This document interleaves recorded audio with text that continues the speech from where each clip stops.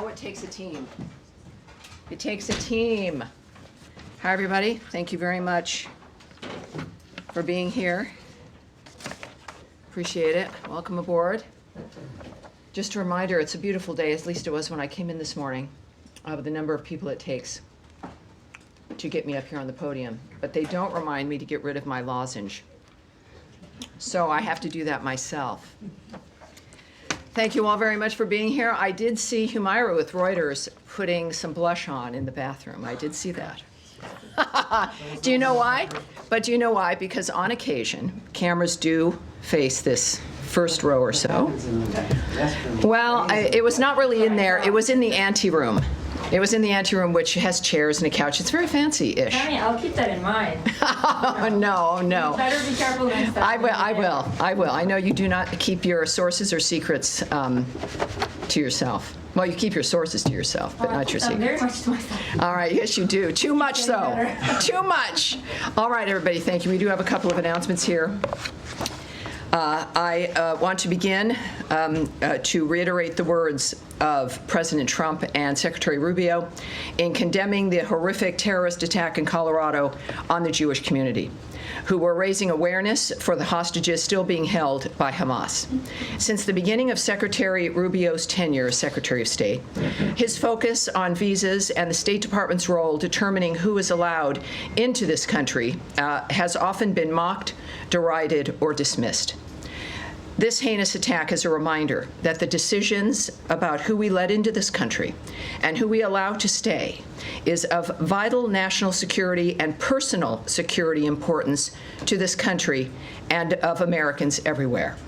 As Secretary Rubio notes about this attack, quote, all terrorists, their family members, and terrorist sympathizers here on a visa should know that under the Trump administration, we will find you, revoke your visas, and deport you. Also today, the State Department is taking steps to impose visa restrictions on several Central American government officials who are responsible for deals with the corrupt Cuban regime to import medical personnel in their forced labor scheme. As Secretary Rubio notes, these steps promote accountability for those who support and perpetuate these exploitive practices. The Cuban labor export program abuses the participants, enriches the corrupt Cuban regime, and deprives everyday Cubans of essential medical care that they desperately need in their homeland. Our goal is to support the Cuban people in their pursuit of freedom and dignity, all while promoting accountability for those who contribute to a forced labor scheme. By pursuing these visa restrictions, the U.S. is sending a clear message about our commitment to promoting human rights and respect for labor rights worldwide. We encourage other nations to join us in this effort, end quote. Further, we are closely monitoring Mount Etna's eruption yesterday. We are not aware of any U.S. citizens affected at this time, and we are monitoring the situation closely. We strongly encourage U.S. citizens in the affected area to monitor local news and follow the emergency instructions provided by local authorities. We will provide information to U.S. citizens in the area through the Smart Traveler Enrollment Program messages, our consulate websites, social media, and at travel.state.gov as necessary. This is also an important reminder for all Americans traveling to enroll in the Smart Traveler Enrollment Program at step.state.gov. That's step.state.gov. And that is what I have for you right now. Looking forward to your questions. Let me get this managed here as we move into the day with a number of issues I know on your plate. Sean Tandon. Thanks. Can I start with Gaza? Certainly. I know that Caroline Levitt spoke to this a while ago, but yesterday Ambassador Huckabee in Israel made a statement saying that media reporting is incorrect in terms of saying that there were incidents. Today we have the Red Cross saying that 27 people were killed, and Israel saying that they confirmed that they opened fire at first as warning shots in their description of how it transpired. Does the U.S. have anything to say about the deaths today and what it means for the aid effort there? Well, the first thing I'd like us to not do is conflate different episodes. the earlier Huckabee statement, of course, the ambassador in Jerusalem for Israel.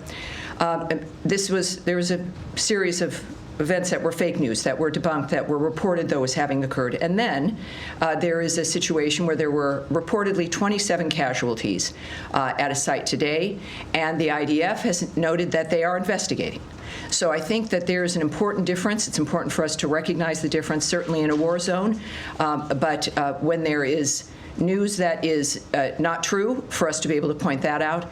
But then also, as we appreciate the fact that the IDF is investigating the latest incident, and we'll be watching that report and investigation and keep you advised. Well, can I follow up on that? I mean, you're not disputing the 27 casualties today, I mean, regardless of... Well, clearly, the IDF is investigating a situation where there were casualties. So it's a number I can't confirm yet, but clearly we're going to get more information, and we'll be watching that and monitoring that closely. Sure, but with the investigation, does this give any pause to thoughts about how this is running? There's criticism throughout of the Gaza Humanitarian Fund, the idea that it's not a humanitarian, not following humanitarian principles by having, for example, the Israeli military around there. Does this give any pause, any rethink about how this is going, considering you've seen? Well, we wouldn't need, of course, the Israeli military as security. They wouldn't need to be there if Hamas would lay down their weapons and release all the hostages and the bodies that they're also holding. So let's not forget why this situation is maintained and is in the situation, the condition that we're in. It's important to not look at individual events in a vacuum in that regard, but also everyone has wanted food and aid to go through into Gaza. It is a war zone, and different kinds of decisions have to be made. People put their lives at risk to get the aid into those kinds of regions, and this is one of those cases. We'll find out through the IDF investigation what occurred, but the fact of the matter is, I think we are now at 7 million meals distributed to date. Now, obviously, we would like perfection. There is no perfection under any circumstance. We would like it to be even more, and they are going to be increasing, I believe, their sites, 4 more distribution sites that will include northern Gaza as well. So these are imperfect situations for catastrophic areas where the rest of the world has wanted this to be done. We have to try, and that's what they're doing. They're not only trying, they're succeeding in getting the meals distributed. And in the meantime, we're going to obviously be determining how that's working and how we can further improve, perhaps. And I would guess that they're going to, obviously, as the ones on the ground, make a determination about how to do this and refine it as we go on. Yeah, Andrea. Let me just follow up on that, because no one should jump to conclusions. We all have reporters on the ground. Israel has not let U.S.-based reporters in, but we have partners there and staff members there who have been courageously there since October 7th, doing this job. And if, unlike other war zones in Ukraine, in Iraq, and elsewhere where U.S. reporters have always been, in Vietnam, this is the first conflict where we have not been able to go in except with IDF escorts for particular photo opportunities. So that is one fact. But the ambassador, the chief diplomatic representative of the United States, ascribed a collective guilt to what he said was not just misleading reports in the fog of war. We all know what happens in some instances, and we're not sure that these cases, but to suggest that the press reports fostered anti-Semitism, which led to the death of the 2 embassy people here in Washington and to other anti-Semitic attacks in this country, is hyperbole beyond what is normal diplomatic practice. And as a journalist and as a member of this press corps, I think it's deeply offensive for someone who has... Well, I don't speak for Ambassador Huckabee. I understand, Andrea.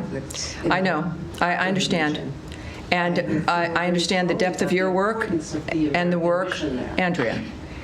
I understand your work, the depth of your work, the work of people who cover war, and the dangers that exist. I don't speak for Ambassador Huckabee. I'm not going to parse what he has said, but what I can tell you is that inevitably, as we have all watched, the kind of Jew hatred and anti-Semitism that has been promulgated through media has been nonstop, even after October 7th, and that if you weren't involved in that and others who are not involved in that, that's not who he's speaking about.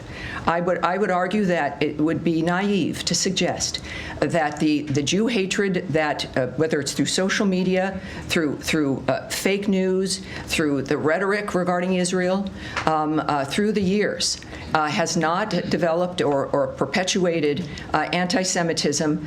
It's naive or mistaken. I'll give you that word. I think it's obvious that these things don't happen in a vacuum, and that the rhetoric against Jews for 2,000 years has been nonstop and quite blunt. And it hasn't stopped. And the way the world has responded recently in the 21st century to the attack on Jews, including what's been going on at American universities, has been obscene. So I think we should allow individuals to have their opinions about what has contributed to the murder of 2 Jews in Washington, D.C., who are simply enjoying a night out, who instead of being married in the next few months had to be buried. I think that this is not the argument, but it is the story, in that we are fighting a great deal with these stories about who's responsible, the focus on Israel, the nature of who's been attacking in that region, the responsibility of Iran, that we get food in, that's not good enough. What happens with Israelis and what they say is not good enough. What the president said, I'll reiterate here, is that we have got to move past all of this. There has to be new ideas. We have to end this circle, and that's what we're doing here. So when we think about, I think our ambassador to Israel, has every right and will speak his mind, as he is the ambassador to that important state that is constantly under attack, and it is a reasonable understanding of what has affected people worldwide, which is a rhetoric that has normalized the hatred of Jews, and in some cases romanticized it. And we have to stand up against it, and we will, but I'm not going to condemn him for that. Can I follow up on the distribution of food, though? Because Certainly. let me just say that there is widespread criticism and actually there is. self-criticism by Yes.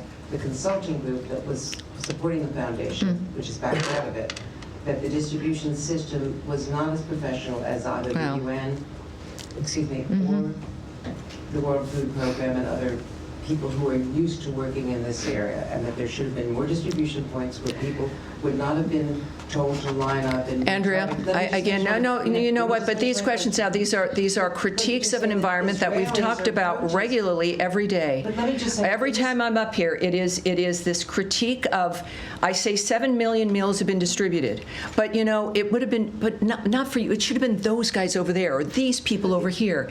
Over the last 3 years with the UN or the World Food Program, no one has distributed 7 million meals to Gaza. Many hundreds of thousands of people in Israel, as well as the families of the people being held by Hamas, are protesting this food decision. The former defense minister criticized these decisions. There is plenty of internal Well, I'm dispute over sorry, these policies, Andrea, which has I nothing to do with understand. anti-Semitism. I understand. I don't think any of us are going to be protesting 7 million meals being distributed. When we think about what the story is, there in that region and in general with everything that happens, someone's not going to be happy, someone's going to think it could have been done a better way, and yet it wasn't being done. It wasn't being done. This managed to be done. It is continuing on. I want as many meals to be distributed as possible. They seem to be doing that, and I understand everyone has their opinion, but this is not a debate about, who would have had the better idea. This is what's happening, and the meals are being distributed. And I thought, after 3 months of being harangued in this room by many of you about, don't you care about the starving Gazans? 7 million meals, and now we're being harangued about it's not by the right people. We have to move on from that. Yes, sir. I'd like to just follow up on your opening, if I could. Certainly. You said about the Boulder terrorist suspects that Secretary Rubio has said, all terrorists, their family members, and terrorist sympathizers here in Ibiza should know that under the Trump administration, we will find you, revoke your visas, and deport you. The terrorist suspects' family members are in ICE custody now. Have their visas also been revoked by state? I will not speak to the action taken for these individuals, so I can't confirm or deny that. I would say now, of course, this is in ICE's realm and perhaps also in DHS, and you should ask them about the next steps that they're taking and what will happen to the family in this regard. Revocation of the visas in State Departments. Well, but as I said when I opened, I'm not going to address that, whether that's occurred or not.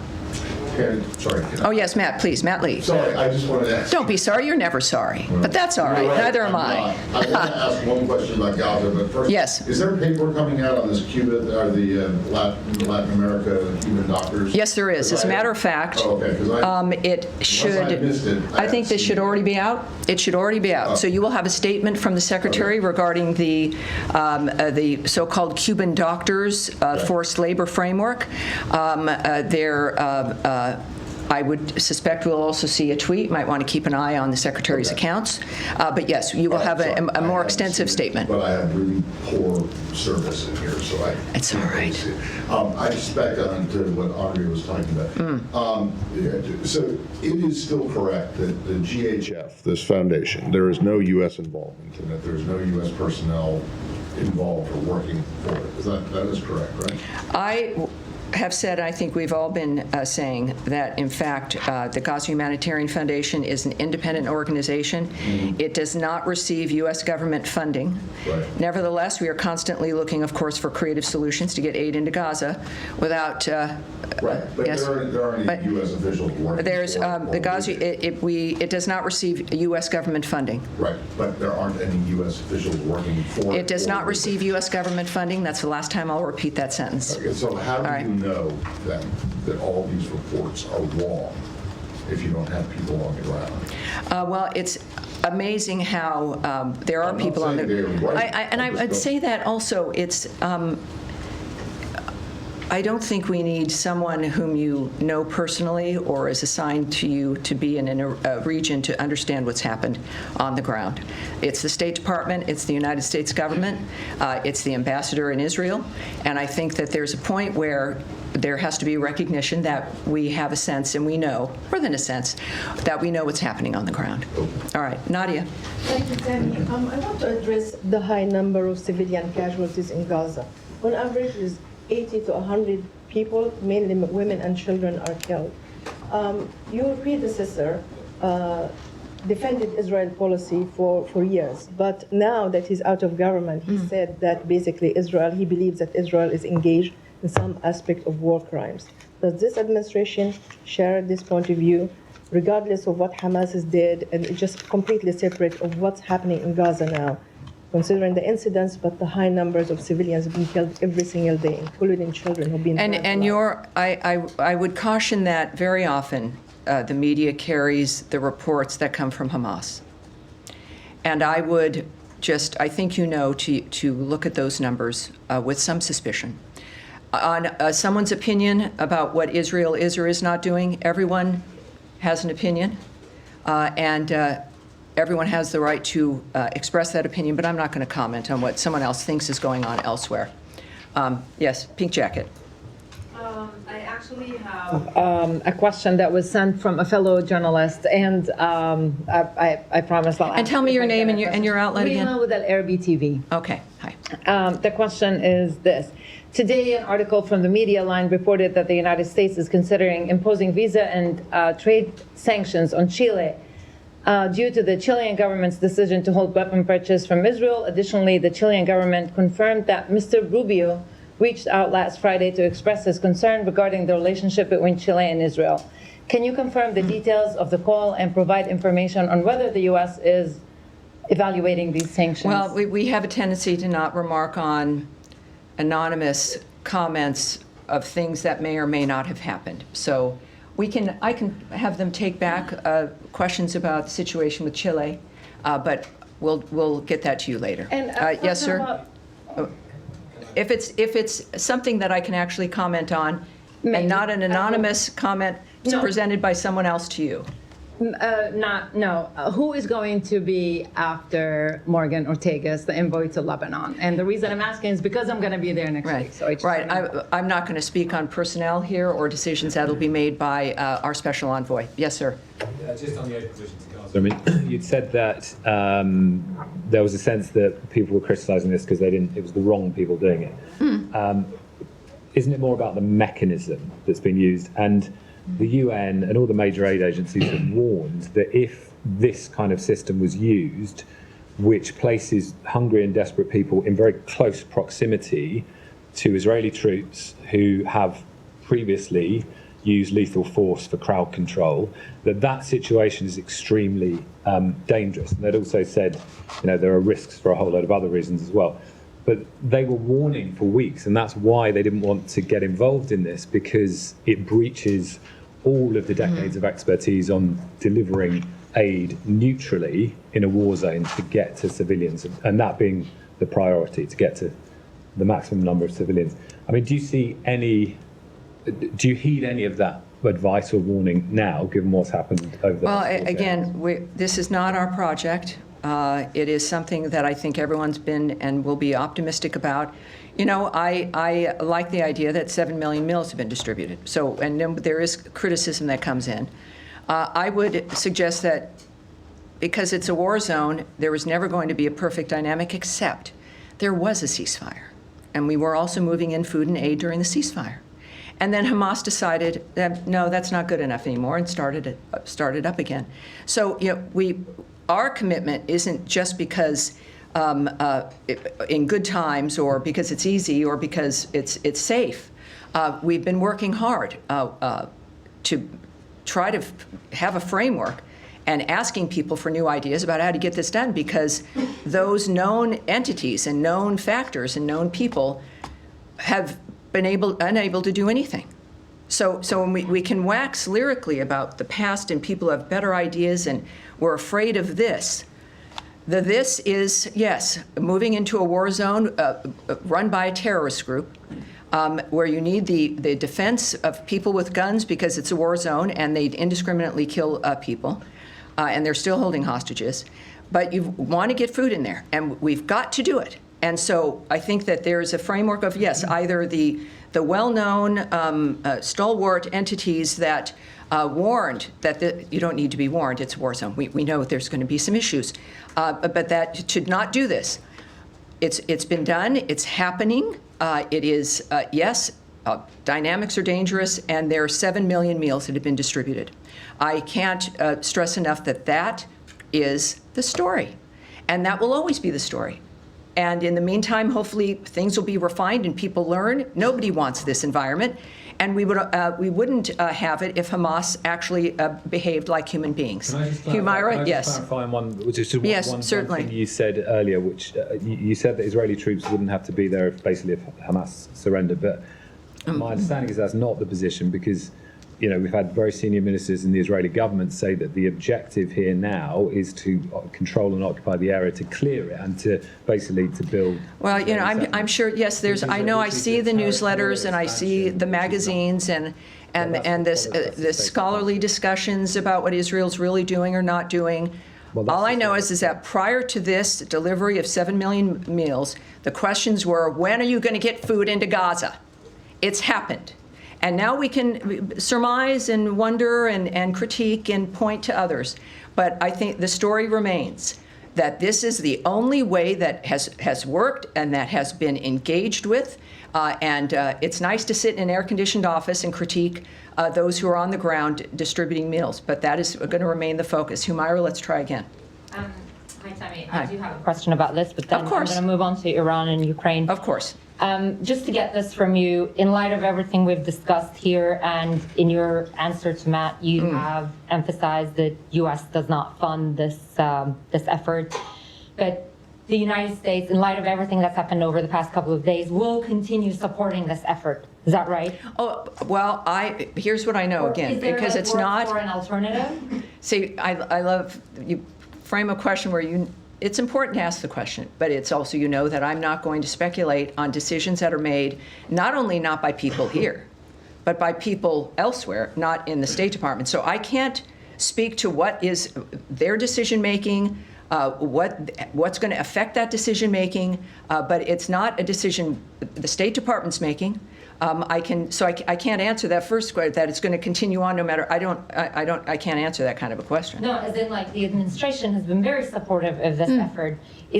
Are you going to keep supporting yes, this effort, we've been vocally supportive, like as one would hope, about the nature of the structure of getting food in, and so far, of course, because it's imperfect, because of the arena in which it's in, that 7 million meals have been distributed. I'm impressed with that number. I hope other people are as well.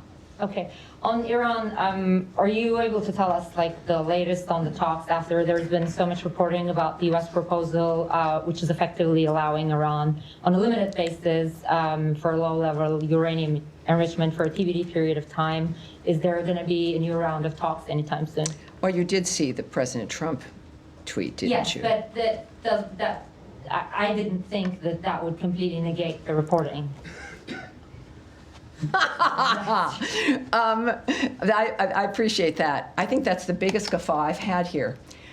The thing that matters when it comes to American policy and what's happening is what President Trump thinks and says.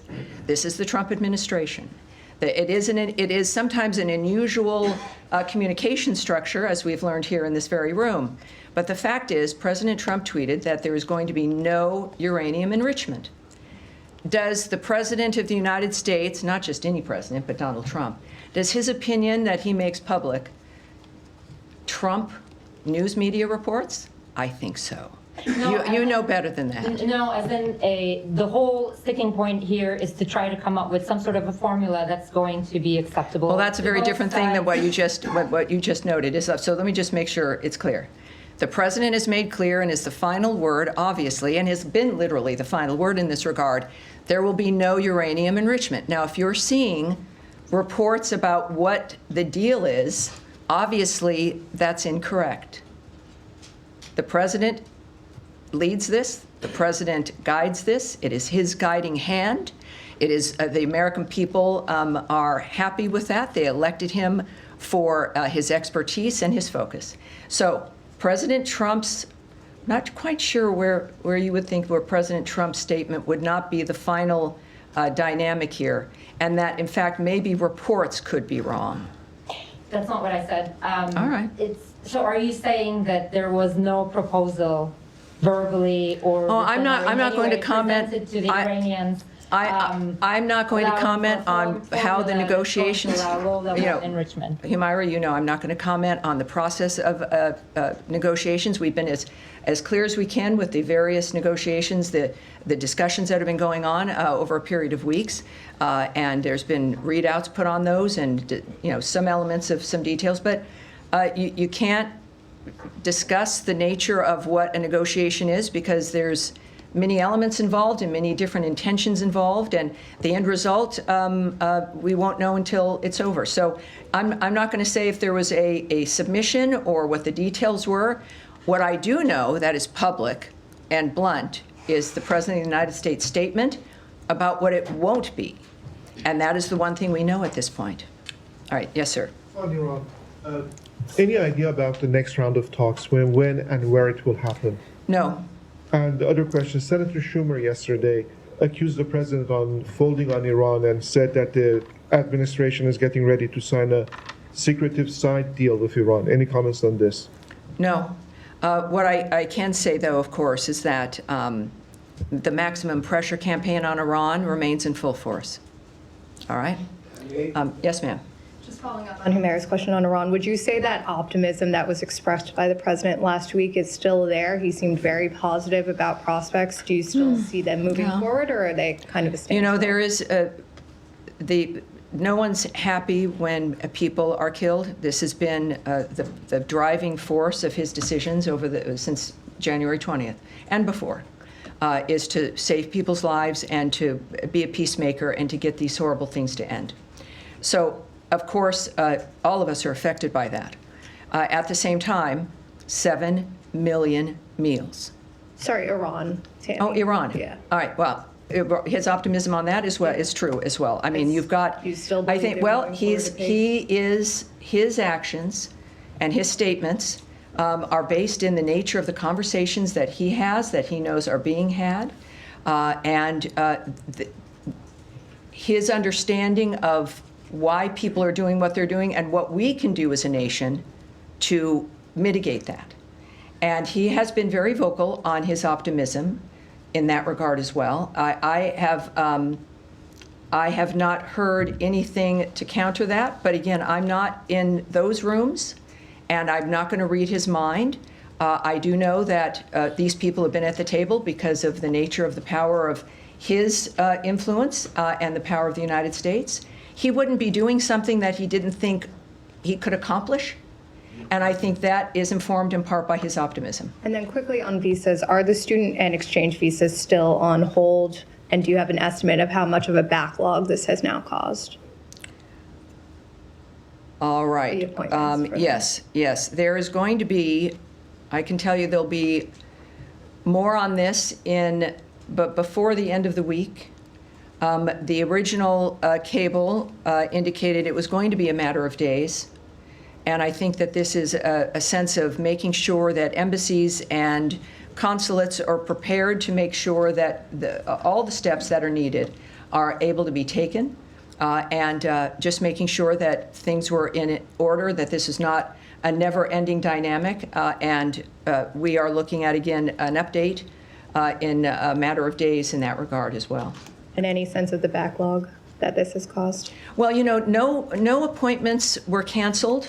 There were, people have been encouraged and continue to be encouraged there's 2 steps, right? You apply, but then you have to have an interview.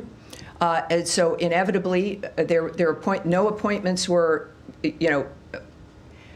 canceled or eliminated from availability. I think that when this returns, we're going to see that appointments are going to be able to be made. It's not like it's a time block that can't be returned, that days can't be returned.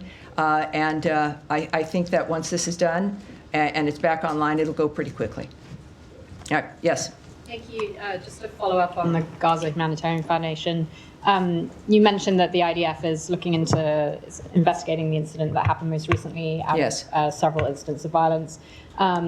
You highlighted that they're succeeding in getting millions of meals distributed, and you said that in the meantime, we're going to obviously be determining how that's working and how we can further improve this. And as my colleagues have pointed out, the U.S. government is very vocal about supporting this as a creative process and trying to improve a very dire situation on the ground. Sure. Do you have anything to say about how this process could be improved? No. There are people more knowledgeable than me, obviously, who are on the ground, who do this for a living, who are experts. I have no comment. No one here is going to have a comment or advice on how things should move. It's just the opposite. I spent 25 years in media doing exactly what you're asking. And it's a different language, but I'm here to just at least certainly try to get the details to you without opining or making suggestions. Yes, sir. Could I just follow up on one? Sure, one more. Do you agree that the area of improvement would involve something to do with the security situation and reducing? I will not speculate or give advice or muse on any aspect of that issue or pretty much any other. Can I have one? All right, yes, sir. No, we're going to move on here. Yes, sir, go ahead. Thank you, Tommy. I will stay in Gaza, but in a different aspect. Lately, in the last couple of days, there was some developments in the negotiations toward reaching a ceasefire. There was a new U.S. proposal. Hamas wanted to enter some changes to it. It was not acceptable by the U.S. Yesterday, Hamas announced that it's willing to enter a non-direct negotiation with Israel to reach a framework that will lead to a ceasefire. Are you supportive of this? Well, I'm here to tell you what we know at this point. I'm not going to discuss something that is either in the midst of something being discussed with a foreign country. It's not my position to do that. At the same time, of course, we've made it clear that Hamas has to stop acting recklessly. We certainly can note that. As S.E. Witkoff had noted, Hamas's recent response to the existing offer was totally unacceptable and only takes us backward. So, these are the people on the ground who will make those kinds of decisions, but I'm not going to comment on something that is still speculative. Yes, sir. Thank you, Hamid. I want to move to Ukraine, if I may. I want to get your reflection. Yes, please, let's do that. The events of past couple of days and also next 2 days. I know that the Ukrainian delegation is in town. I understand they were in this building this morning. We are in the second week of the president's latest 2 weeks deadline, if you want. And the Ukrainians said that yesterday they met with the Russians, and whatever they put on the table, which was the last minute, they didn't have time to respond. Is it your concern that they're slow walking the process, and what do you expect from the talks in the next 2 weeks? Well, I would disagree with your characterization that it's the latest 2 weeks deadline, right? Is that what you meant? There is, again, a commitment to not have this go on for months or to have meetings about meetings. It's not going to go on for a year. The president and the secretary want an accomplishment and a deadline. They know what can be accomplished. And sometimes, remarkably, in negotiations, you have some progress. And then things move forward, right? Then you actually can make a difference, and you're somewhat flexible in being able to make it work. So I think that it is has to be taken within that framework. As far as the negotiations between Ukraine and Russia, we did not have a delegation there. I think we are certainly reading a lot of things in the media, but as the president has said, and as the secretary has noted as well, this has now got to be between the parties. And there's some discussion of the exchange of wounded prisoners and very young prisoners, and we can read that in the news. But again, we do look at what people do, not what they say. I got the media reports on the Russian side. They are beefing up their demands. Not only they cover Ukraine, they also talk about Georgia, Moldova, and their NATO aspirations. Does the United States have any position on that? Well, we've seen those reports. He's asking about Georgia and Moldova, the support of additional countries, et cetera. We've seen those reports, and we continue to support direct talks between Russia and Ukraine. We, of course, have said repeatedly there's no military solution to this conflict, and the president supports, though, any mechanism that leads to a just, durable, and lasting peace. Any mechanism, but we'll have to see where that plays out. Yes, sir. Thanks, Tammy. 2 questions for you. Number one, Career Ambassador David Hale met today with the Lebanese Prime Minister. Was Ambassador Hale there in his capacity, the State Department, or in a private capacity? I'm going to have to take that back and get that back to you. Second topic. Yes. The French presidential advisors spoke with their Israeli counterparts today, said they would not be moving forward with unilateral recognition of the Palestinian state at the upcoming UN Two-State Solution Conference. I'm trying to get a sense of the American posture and policy toward this upcoming conference, because obviously the Trump administration is not a proponent of moving forward with a two-state solution at the moment.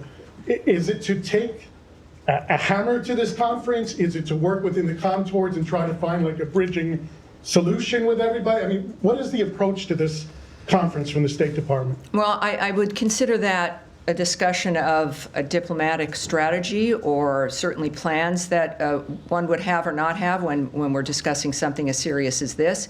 It's good news if what you indicate is correct, that the French have backed away from what their plans are. But this is Israel. Obviously, you can also check with Israel when it comes to their position in this regard. But I won't discuss from this podium what our plans would be at the UN or at any other conference. Yes, sir, at the end. Me? Sorry. Yes, sir. Yes, sir. Ryan from Bloomberg, and new to the room. Terrific. Just back to Gaza. There's been a shift in tone in some European countries when it comes to Israel, notably in Germany, whose chancellor has said that the situation in Gaza could no longer be justified by a fight against Hamas terrorism. Some countries like UK and France are considering trade sanctions and restrictions on arms sales.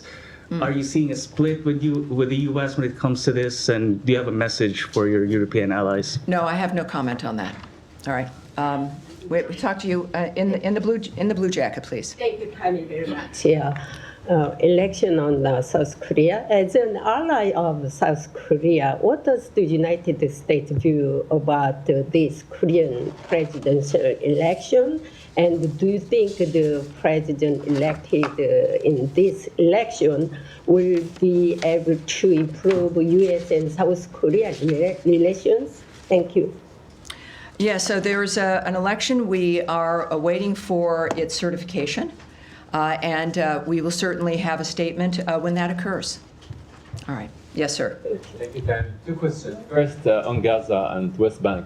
Where does the Trump administration stand when it comes to the two-state solution? Is it still on their radar, on this administration radar, or it's not? Well, what we are focused on, obviously, is a ceasefire so that this wholesale terrorist slaughter of innocent people can finally, for once in a generation, come to a complete and total stop. But I would like to, we've discussed the Gaza situation quite regularly here, so let's, is that my microphone or someone else's microphone that is I'm getting feedback on?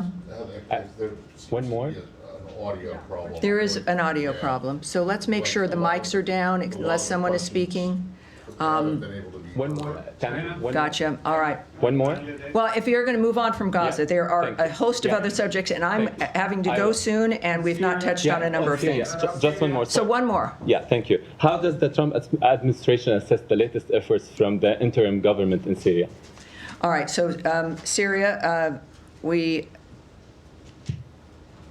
of course, our asks of the Syrian government have not changed.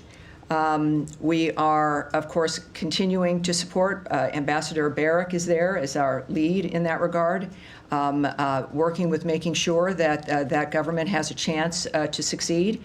We've taken actions here, of course, to make sure that there are waivers when it comes to sanctions, allowing a number of other issues to be able to be implemented, including memorandums of understanding regarding electricity and the basic functional aspects of life, which of course is importance there.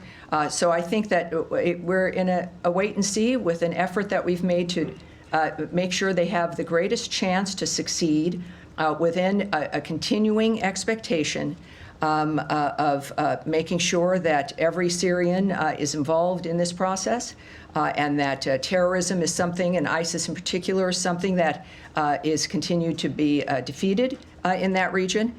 So it is so far, again, with Ambassador Barak, who's got a great Twitter account, or I should say X. He's very prolific in his statements and very open and transparent.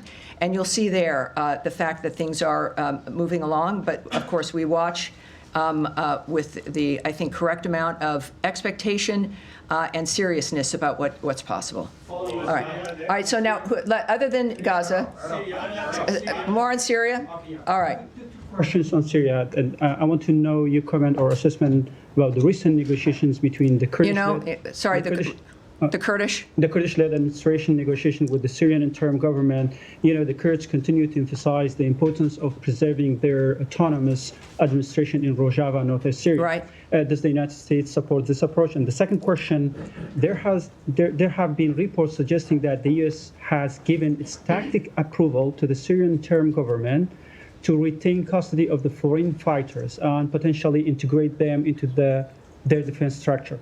These claims have gained traction following the recent visit of the U.S. Special Envoy to Syria, to Damascus. All right, so let me answer this because we're running out of time. The first question we've discussed, certainly even when the Kurds were here, and the nature of our awareness regarding the energy issues, et cetera. So I'm not going to be repeating that. If there's anything new, can we take it back and see if there's anything new or a new development regarding the Kurds in that regard? But and that's regarding, of course, Iraq. But I think regarding the military bases and the foreign fighters. So our asks of the Syrian government have not changed in that regard. During, I guess, as Ambassador Barak noted in Damascus, we are clear about the challenges facing the Syrian government as they take concrete steps toward the president's request in building a secure and stable Syria. And the ambassador stressed that transparency is of utmost importance as the Syrian government develops a plan in the days ahead. I would leave it at that. in the fact that also referring you to the DOD when it comes to issues regarding bases, et cetera, but I think that it's remembering that our asks of the new Syrian government have not changed, and that we are watching their process and expecting transparency about the choices they make and how they make them. That's about as clear as unclearly clear as I can be. All right, we'll leave it with you. What? Apparently, a security alert went out yesterday from the U.S. mission to Mexico, warning Americans to use caution when using dating apps in various locations. I think that alert should probably be global. I don't know about. Some people are getting kidnapped and held for ransom. Well, is there any additional information or warning you can provide? I don't. We can check on the dating apps these days when we worry about kids online and everything that goes on. It's something that I'm not read into enough to even riff about. But it's clearly, if that is occurring, it's a serious dynamic. People should, in fact, be aware of that, wherever they are, when it comes to meeting strangers using the internet. All right, that's it. I'm glad we ended on that point. All right, thank you, everyone. I appreciate it.